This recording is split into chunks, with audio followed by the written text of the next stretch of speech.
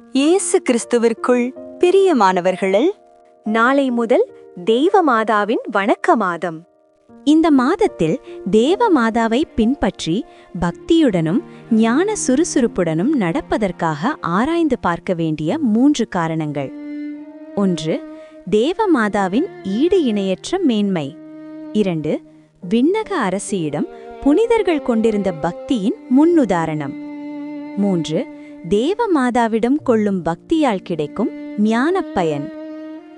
முதலாவது, மனிதரிடம் பணிவான வணக்கத்தை உருவாக்கும் அனைத்து காரணங்களும் வியப்புக்குரிய கன்னிமரியிடம் அடங்கியுள்ளன.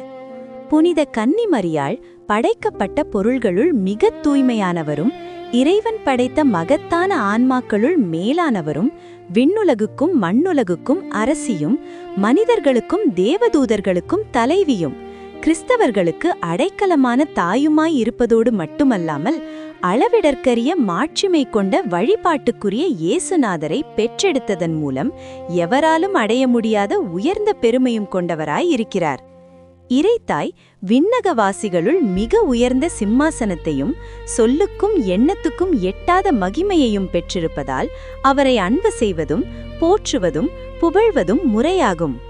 ஆகையால் புனித பெர்னர்து கூறியுள்ளது போல, தேவமாதாவை முழு மனத்துடன் நேசித்து அவரை தகுந்த முறையில் அன்பு செய்ய கடமைப்பட்டுள்ளோம். அவர் இறைவனால் படைக்கப்பட்டவரும் ஆண்டவரின் பணிப்பெண்ணுமாயிருப்பதால் இறைவனுக்கு மட்டுமே உரிய வழிபாட்டை மரியன்னைக்கு செலுத்தக்கூடாது. எனினும் மனிதர் தாயை எவ்வளவு வணங்கினாலும் அந்த வணக்கம் அவருக்கே பொருந்தும். ஆகவே அவரது மாட்சிக்கென அர்ப்பணிக்கப்பட்ட இந்த மே மாதத்தில் ஒவ்வொரு நாளும் அன்னையை போற்றி நன்றியுள்ள மனத்துடன் அவரை அன்பு செய்வோமாக. 2. எந்த இடத்திலும் எந்த காலத்திலும் புனிதர்கள் அனைவரும் இந்த அரசியின் மீது மிகுந்த பக்தியும் அன்பும் கொண்டு விளங்கினார்கள். அவர்களுள் அன்னையை அன்பு செய்யாதவர்களோ முழு மனத்துடன் வேண்டிக் கொள்ளாதவர்களோ இல்லை. மனிதர் அனைவரும் அன்னையின் மாட்சிமையை அறிந்து மிகுதியாக போற்றி அன்பு செய்யும் வகையில் புனிதர்கள் கூறியவை, செய்தவை, பிரசங்கித்தவை அளவிடற்கரியவை.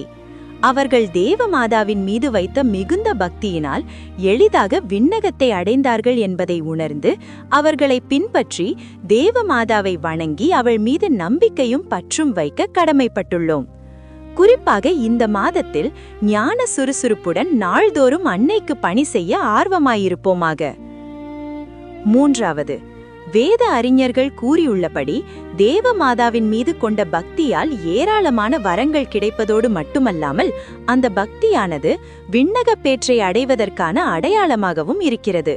அந்த தெய்வீகத்தாய் தம்மை வேண்டிக் கொள்பவர்களுக்காக இறைவனின் முன்னிலையில் இடைவிடாமல் மன்றாடி அவர்களுக்கு தேவையான அனைத்து உதவிகளையும் பெற்றுத் தருவார். விண்ணகமும் மண்ணகமும் அழிந்தாலும் தேவமாதா தம்மீது பக்தி உள்ளவர்களுக்கு ஒருபோதும் உதவி செய்யாமல் இருப்பதில்லை என்று ஒரு மகான் கூறியுள்ளார். புனித அன்செல்மஸ் என்பவரோ, தேவமாதாவுக்கு உண்மையான பணி செய்பவன் நரகத்திற்கு செல்லாமல் விண்ணகத்தை அடைவான் என்று உறுதியாக எழுதி வைத்துள்ளார்.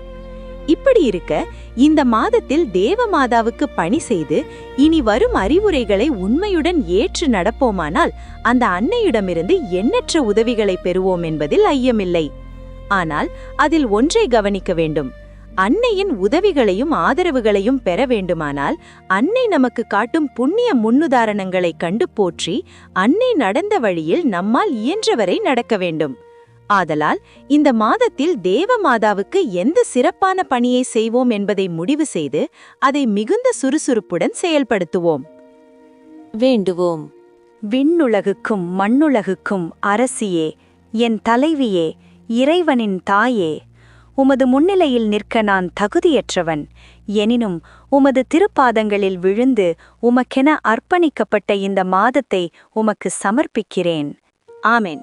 இன்றைய தியானத்திற்கான புதுமை. இந்த மாத தொடக்கத்தில் எகிப்து நாட்டை சேர்ந்த புனித மரியம்மாள் மனம் திரும்பிய வரலாற்றை சொல்வது நல்லது. இந்த புதுமையில் திருச்சபை பழங்கால முதலே தேவ மாதாவின் மீது வைத்திருக்கும் நம்பிக்கையும் நற்பேரை இல்லாத பாவிகளிடம் உன்னத தாய்க்கு இருக்கும் எல்லையற்ற இரக்கமும் வெளிப்படும். இந்த புனித எகிப்து மரியம்மாள் சோசிஸ் என்ற முனிவருக்கு தான் மனம் திரும்பிய வரலாற்றை பின்வருமாறு கூறினார்.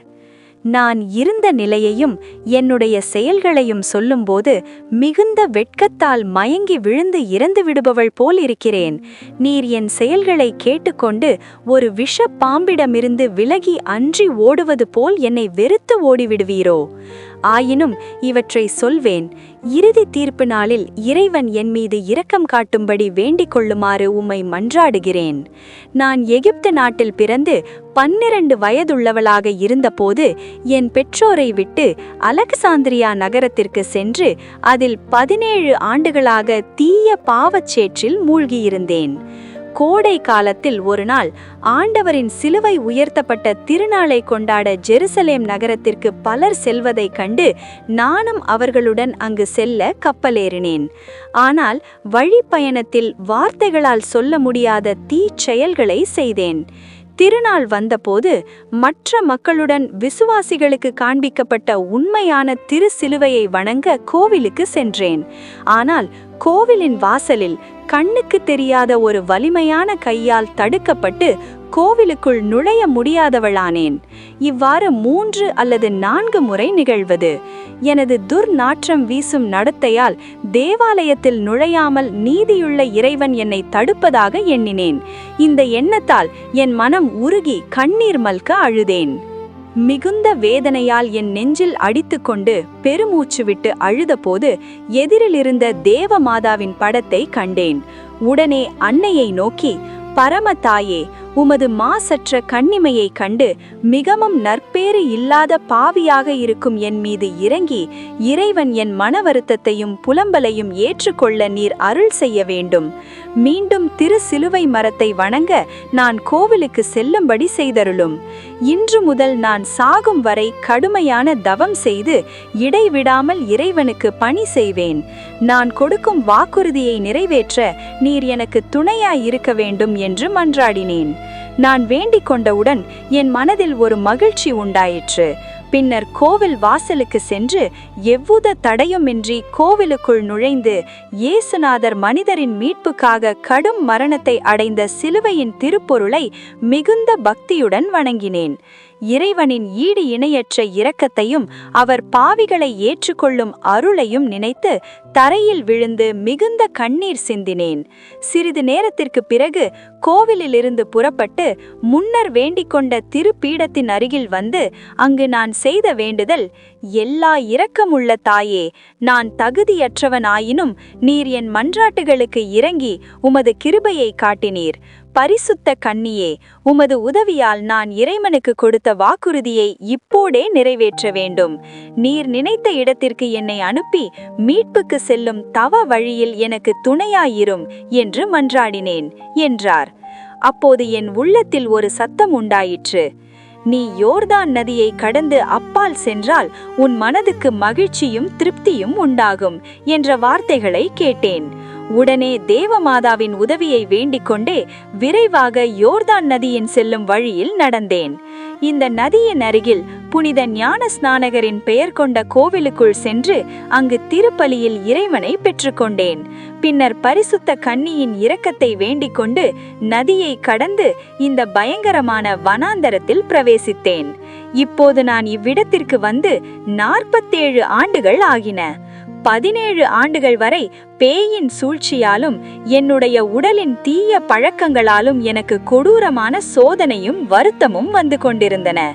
இந்த வருத்தமும் துன்பமும் நான் அனுபவித்த போது என் பாவங்களை நினைத்து அழுது நெஞ்சில் அரைந்து கொண்டு இறைவனுக்கு கொடுத்த வாக்குறுதியை புதுப்பித்துக் கொண்டு தமது அடைக்கலத்தில் வைத்திருந்த தேவமாதா அந்த சோதனைகளையும் சூழ்ச்சிகளையும் அகற்றும்படி மன்றாடுவேன். அப்போது ஒரு விண்மொழி என்னை சூழ என் மனதில் அமைதியான மகிழ்ச்சி உண்டாகும். இவ்வாறு என் ஆன்மாவின் எதிரிகள் தூண்டிய போர்களில் மாசற்ற கன்னியின் ஆதரவை தேடிக்கொண்டிருக்கும் போது அன்னை என்னை காத்தார் என்று கூறினார்.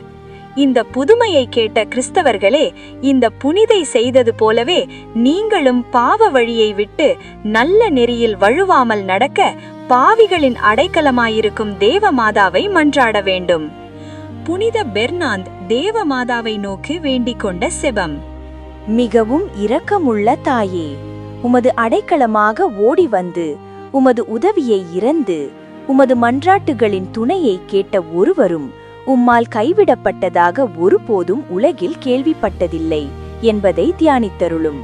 கன்னியரின் அரசியே, இரக்கமுள்ள தாயே, இத்தகைய நம்பிக்கையால் தூண்டப்பட்டு உமது திருப்பாதங்களை சரணடைகிறேன்.